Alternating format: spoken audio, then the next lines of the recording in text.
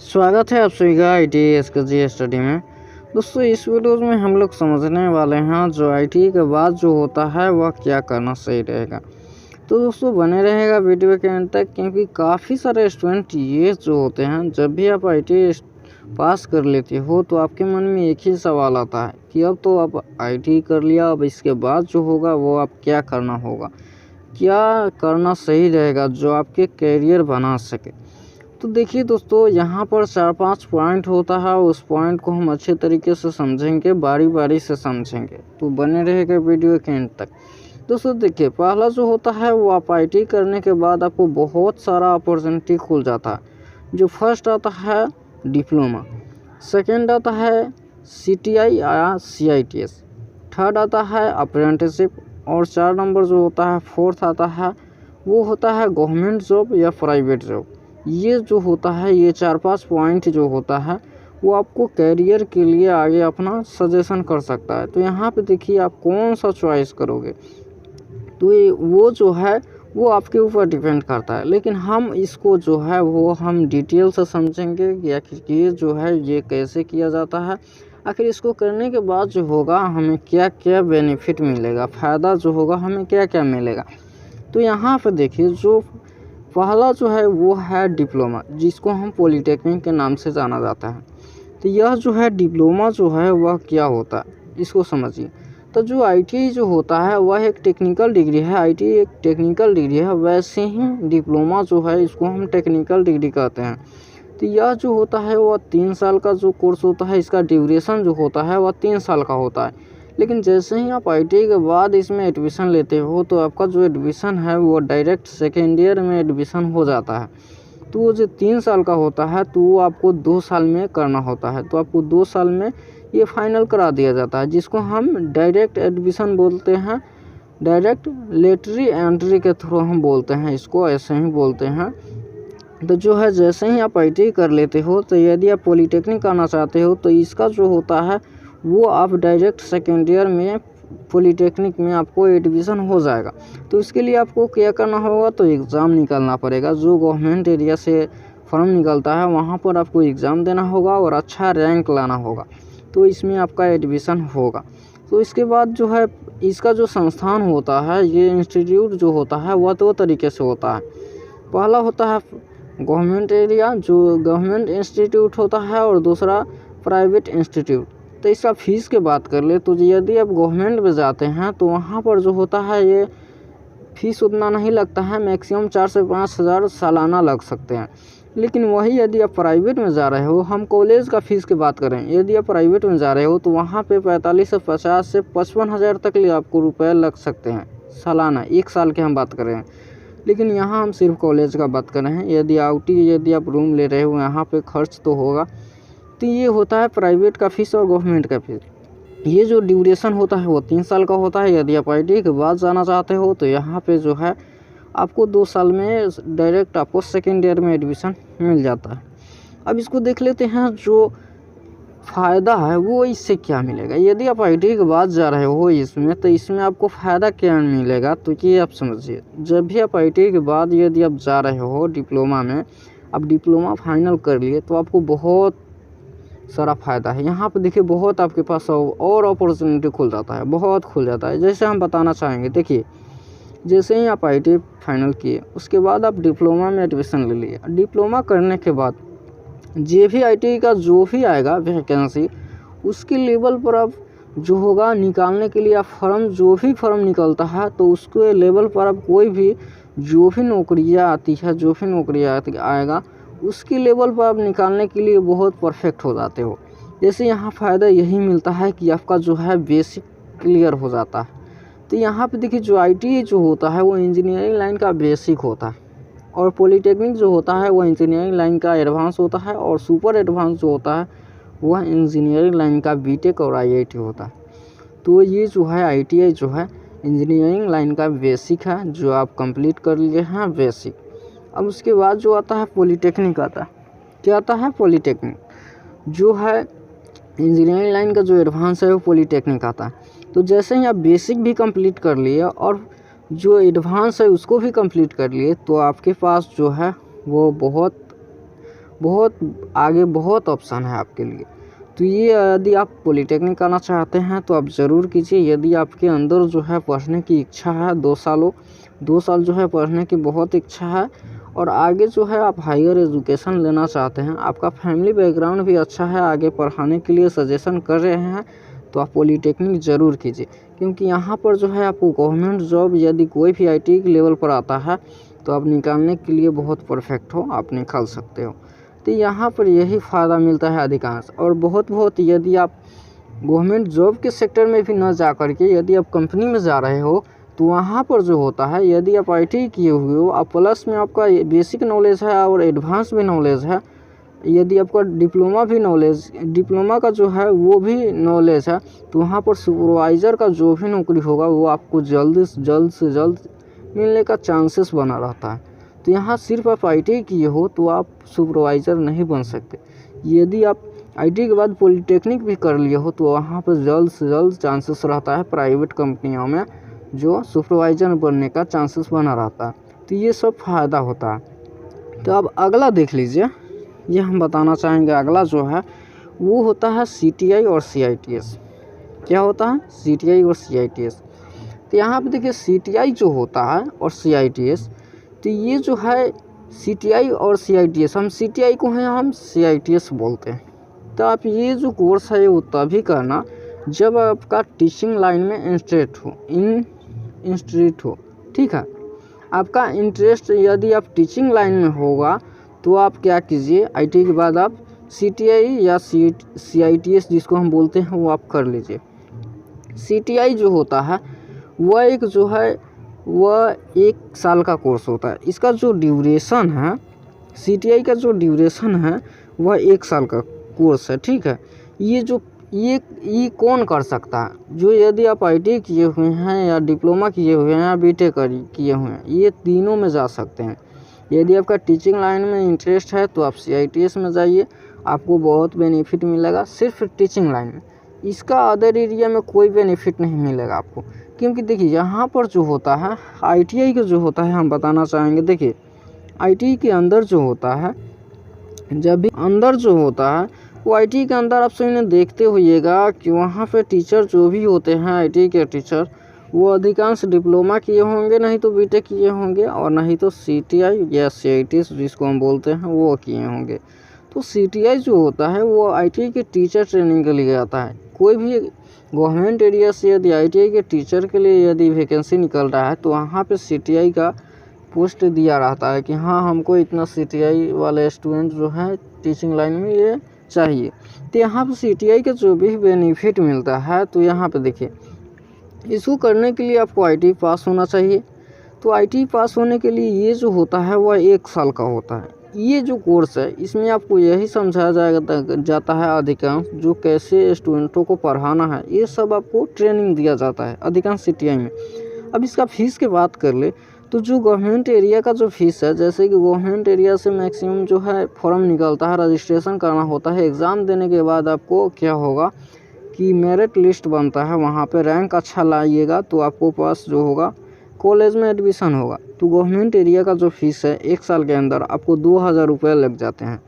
लेकिन वही private area का जो फ़ीस है, यदि आप प्राइवेट इंस्टीट्यूट में डायरेक्ट एडमिशन लेना चाहते हो तो वहाँ पे 45 से 50 हज़ार रुपये 1 साल के अंदर आपका खर्च हो जाते हैं।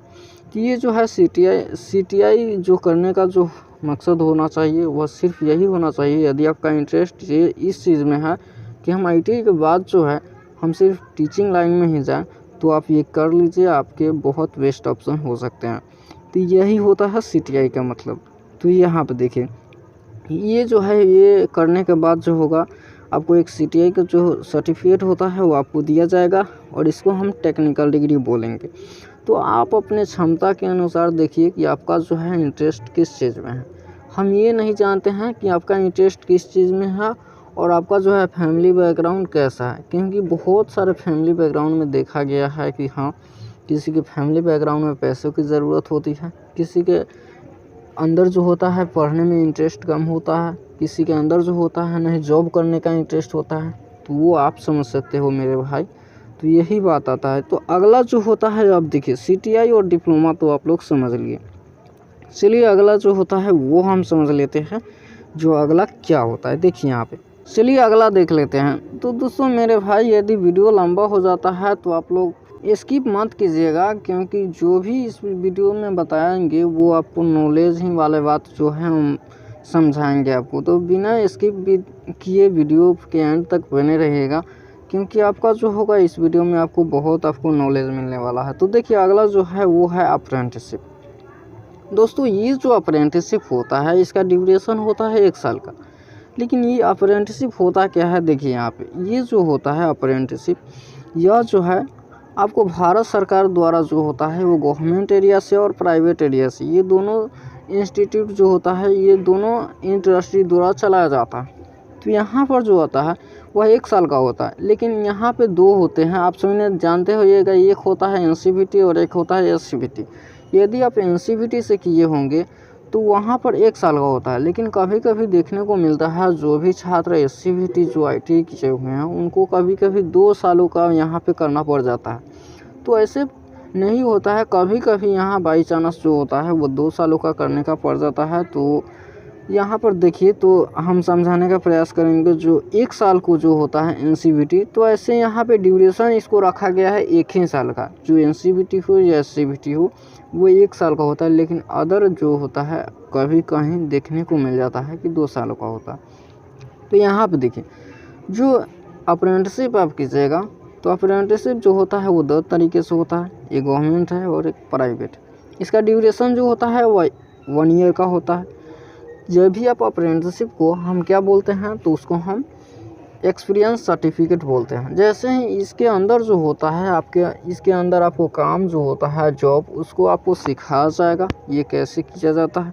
वो सिखलाने के बाद आपको 1 साल के बाद जो होगा आपको एग्ज़ाम दिया जाएगा, एग्ज़ाम लिया जाएगा आपसे। उसको जो होता है वो ऑनलाइन एग्ज़ाम होता है। ऑनलाइन एग्ज़ाम लेने के बाद आपको एक सर्टिफिकेट दिया जाएगा जिसको हम बोलते हैं ATC, अप्रेंटिसशिप ट्रेड सर्टिफिकेट। इसी को हम बोलते हैं ATC, जो एनसीवीटी द्वारा दिया जाता है। एनसीवीटी बोले तो नेशनल काउंसलिंग वोकेशनल ट्रेनिंग, और एससीवीटी का फुल फॉर्म होता है स्टेट काउंसलिंग वोकेशनल ट्रेनिंग। तो एनसीवीटी के द्वारा आपको एक सर्टिफिकेट दिया जाएगा जिस सर्टिफिकेट का नाम होता है ATC, apprenticeship training centre, apprenticeship training certificate. तो ये आप समझ गए। तो आप देख लीजिए अब अगला जो, अब देखिए यहाँ पे गवर्नमेंट से क्या हमको बेनिफिट मिलेगा और प्राइवेट से हमको क्या बेनिफिट मिलेगा। तो यहाँ पे देखिए, यदि आप गवर्नमेंट से जो होता है, सरकारी से यदि आप अप्रेंटिसशिप करना चाहते हैं और सरकारी से आप अप्रेंटिसशिप कर रहे हैं, तो यहाँ पे देखिए आपको क्या क्या बेनिफिट मिल सकता है। दोस्तों ये सरकारी से जो है, गवर्नमेंट से अप्रेंटिसशिप जो है वो कहाँ होगा, देखिए आप UPPCL से जो होता है वहाँ से आप अप्रेंटिसशिप कर सकते हैं, DRDO से आप कर सकते हैं, रेलवे से कर सकते हैं, या DMRC से आप कर सकते हैं। यहाँ से आप जो है जितना जो इंडस्ट्री है यहाँ से आप अप्रेंटिसशिप कर सकते हैं। तो इसमें जो है हम गवर्नमेंट का पहले बात करते हैं कि यहाँ पे बेनिफिट जो है हमको क्या मिलेगा। तो जैसे ही आप गवर्नमेंट से अप्रेंटिसशिप करते हो तो यहाँ पे आपको बहुत बेनिफिट मिलेगा। जैसे हम बताते हैं, एक एग्ज़ाम्पल के तौर पर हम आपको बताते हैं। जैसे कि NCC वालों के आप लोगों ने देखा ही होगा।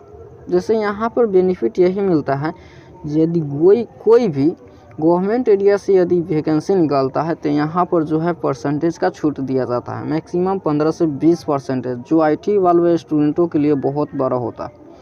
तो हम यहाँ एग्जाम्पल के तौर पर हम आपको बताना चाहेंगे, जो आप लोग NCC वालों को देखते होइएगा। जो NCC वालों जो होते हैं वो डिफेंस लाइन के लिए वो 1 से 2 साल को जो होते हैं वो ट्रेनिंग करते हैं। तो उनको जो है 5 नंबर का जो होता है, 5 से 3 नंबर का उनको जो होता है छूट दिया जाता है। तो कभी कभी जो होता है ऐसे ही सिलेक्शन ले लिया जाता है। तो ये NCC वालों के जो होता है वो यहाँ पे बेनिफिट मिलता है। तो वैसे ही टेक्निकल के अंदर जो होता है IT वालों के जो स्टूडेंट होते हैं, तो यहाँ पर यदि आप गवर्नमेंट से अप्रेंटिसशिप करना चाहते हैं, आप गवर्नमेंट से अप्रेंटिसशिप करते हैं, तो वैसे ही आपको 15 से 20 मार्क्स का आपको जो है छूट दिया जाता है, जो आपको परसेंटेज के तौर पर आपको दिया जाता है। क्योंकि देखिए, जैसे ही रेलवे से कोई वैकेंसी निकलता है या बिजली विभाग में कोई भी वैकेंसी निकलता है, वहाँ पर यदि आपको अप्रेंटिसशिप मांग दिया तो अप्रेंटिसशिप के तौर पर आप भरते हो तो नॉर्मल कैंडिडेट यदि आप वो ITI किया हुआ है तो उसको जो है कट ऑफ यदि 60 नंबर आएगा और आपको जो है यदि परसेंटेज आपका मैक्सिमम 15% पर आपको छूट मिल रहा है तो आपको 45% नंबर आ रहा है तो आपका जल्द से जल्द हो जाएगा। तो यही होता है बेनिफिट जो गवर्नमेंट नौकरी के लिए, जो गवर्नमेंट जॉब के लिए आपको ये अप्रेंटिसशिप का जो सर्टिफिकेट होता है वो आपको फ़ायदा करता है। तो यही होता है। अब देख लेते हैं जो प्राइवेट से होता है तो वो क्या होता है। नहीं, पहले हम इसी को हम समझते हैं। गवर्नमेंट के एरिया में कुछ और टॉपिक है। देखिए यहाँ पे हम बताते हैं इसके अंदर जो आप कीजिएगा 1 साल के अंदर प्राइवेट और गवर्नमेंट के अंदर जो उसके अंदर जो है कीजिएगा ना तो आपको स्टेपन दिया जाता है। उसको हम सैलरी नहीं बोलेंगे, उसको हम स्टेपन बोलते हैं। जो है आपको सैलरी का मैक्सिमम जो है वो 80 से 85-90% तक ले आपको दे दिया जाता है। 85% तक ले यदि आपका सैलरी जो है वो 14,000 है तो आपको 90% जो है उसका दे दिया जाएगा। मैक्सिमम 12,000 रुपये आपको दे दिया जाएगा। तो उसको हम बोलते हैं स्टेपन बोलते हैं। जो आपको 8 से 12 घंटा उसमें काम करना होता है, ट्रेनिंग करना होता है। उसके बाद जो है 1 मंथ के अंदर आपको मैक्सिमम 12,000 रुपये आपको दे दिए जाते हैं। ऐसे ही होता है अप्रेंटिसशिप के तौर पर। लेकिन गवर्नमेंट से 12,000 नहीं, उससे थोड़ा कम भी दिया जाता है गवर्नमेंट के अंदर। प्राइवेट में मैक्सिमम 12,000 तक ले आप जॉब कर सकते हो अप्रेंटिसशिप के अंदर। तो अब गवर्नमेंट का तो आपको बात हो गया। अब देखिए प्राइवेट का हम समझते हैं। प्राइवेट का भी सेम प्रक्रिया है, लेकिन यहाँ पे देखिएगा प्राइवेट के अंदर भी वही होता है। स्टेपन दिया जाता है, 1 साल के अंदर आपको ट्रेनिंग दिया जाता है और एग्ज़ाम लेने के बाद भी आपको वही दिया जाता है ATC का आपको सर्टिफिकेट NCVT की तरफ से। ठीक है, तो यहाँ पे देखिए आप समझिएगा। वीडियो थोड़ा लंबा हो जाएगा लेकिन यहाँ पे देखिए हम समझाने का प्रयास करेंगे।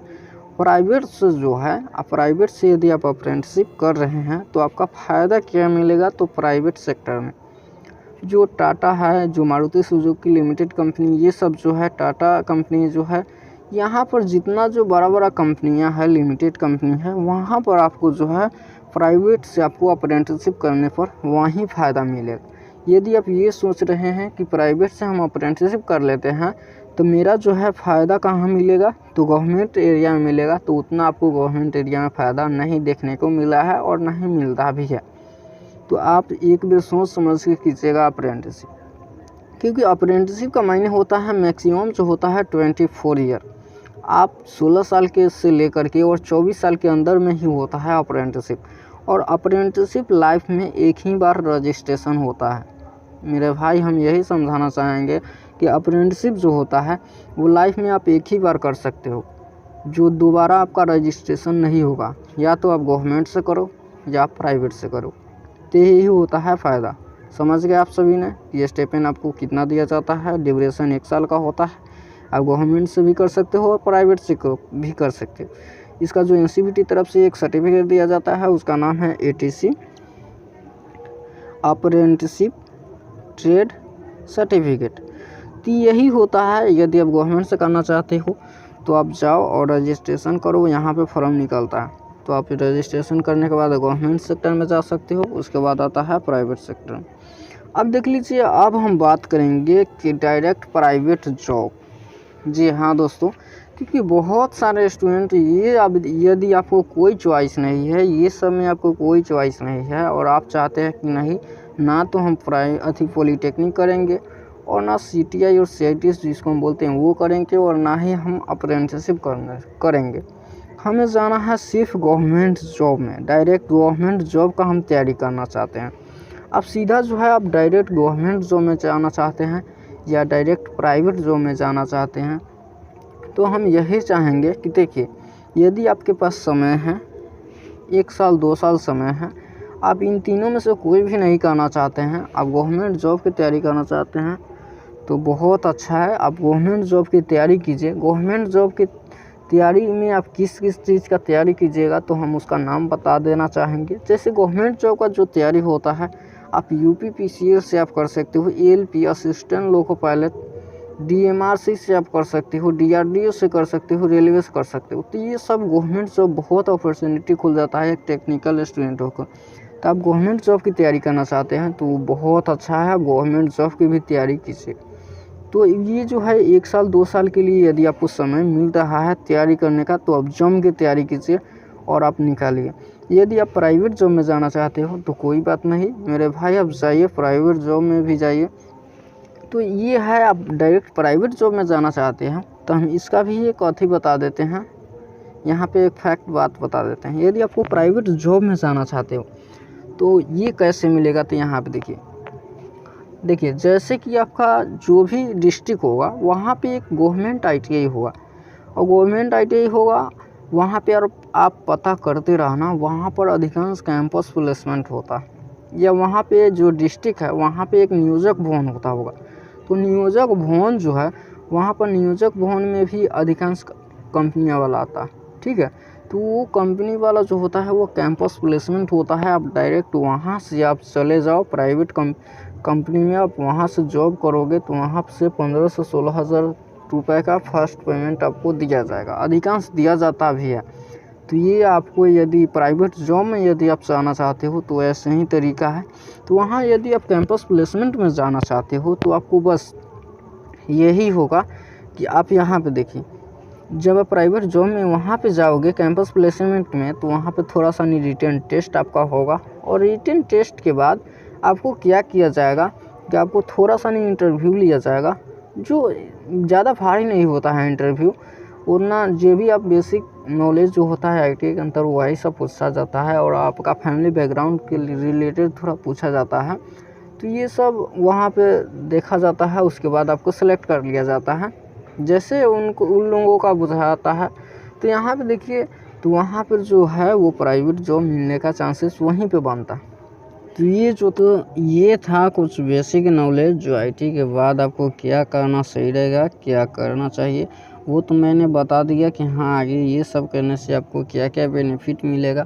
तो आप अपने क्षमता के अनुसार जो होता है वो अपना डिसाइड कीजिए, क्योंकि मैं नहीं जानते हैं क्योंकि आपका इंटरेस्ट क्या है, आपका फैमिली बैकग्राउंड कैसा है, ये सब मैं नहीं जानता हूँ मेरे भाई। आप जानते होइएगा कि हाँ आपका इंटरेस्ट किस चीज़ में है, वो आप ही जानते होइएगा कि आपका फैमिली बैकग्राउंड कैसा है।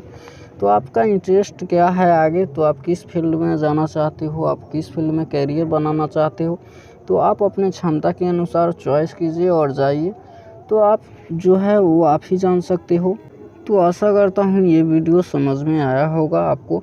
यदि इस वीडियो को समझने के बाद, ये वीडियो देखने के बाद यदि आपके मन में कुछ भी डाउट हो जाता है तो आप कमेंट बॉक्स में ज़रूर लिखिए, क्योंकि कमेंट बॉक्स आपके लिए खुला हुआ है, और आपका जो भी आप कमेंट बॉक्स में लिखेंगे उसका रिप्लाई आपको ज़रूर मिलेगा।